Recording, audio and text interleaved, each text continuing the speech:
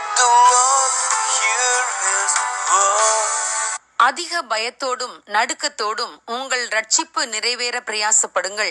பிலிப்பியர் 2:12 ரட்சிப்பு கிரியையினால் உண்டானதல்ல, அது கிருபையினால் தேவன் நமக்கு கொடுக்கும் ஈவு. ஆனால் பவுல் அப்போஸ்தலன் இந்த வசனத்தில் குறிப்பிடும் ரட்சிப்பு நம்மை பொறுத்தது. உங்கள் ரட்சிப்பு நிறைவேற பிரயாசப்படுங்கள் என்ற வார்த்தைக்கு ஒர்க் அவுட் யுவர் சால்வேஷன் என்ற ஆங்கில வார்த்தை பயன்படுத்தப்பட்டிருக்கிறது.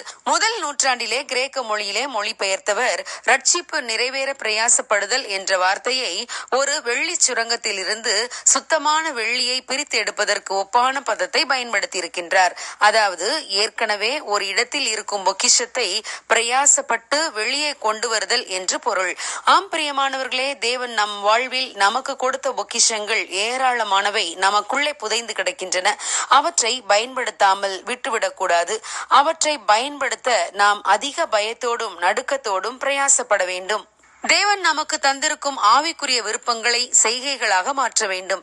ஏனெனில் நாம் வீணாக ஓடினதும் வீணாக பிரயாசப்பட்டதும் இல்லை என்கிற மகிழ்ச்சி கிறிஸ்துவின் நாளிலே நமக்கு உண்டாயிருக்கும்படி நாம் பிரயாசப்பட வேண்டும்.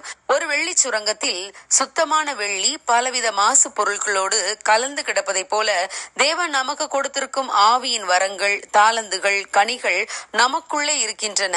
அவைகள் நம்மில் இருந்து செயல்பட அவைகளை அனல் மூட்டி எழுப்பிவிட வேண்டும்.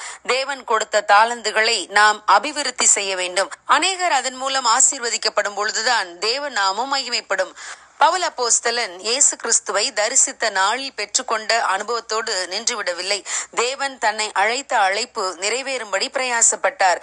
ஜெபத்திலே காத்திருந்து பரிசுத்த ஆவியின் வல்லமையினால் நிரப்பப்பட்டார். அவருடைய வசனங்கள் அதிகாரம் உடையதாய் இருந்தது.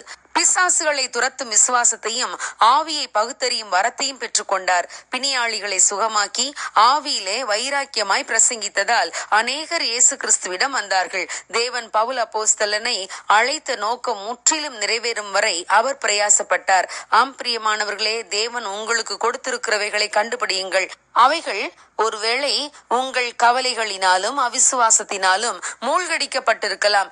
எல்லாவற்றையும் உதறி தள்ளிவிட்டு தேவன் உங்களுக்குள்ளே கொடுத்திருக்கும் விலையேற பெற்ற வரங்களையும் தாளந்துகளையும் வெளியே கொண்டு வாருங்கள்.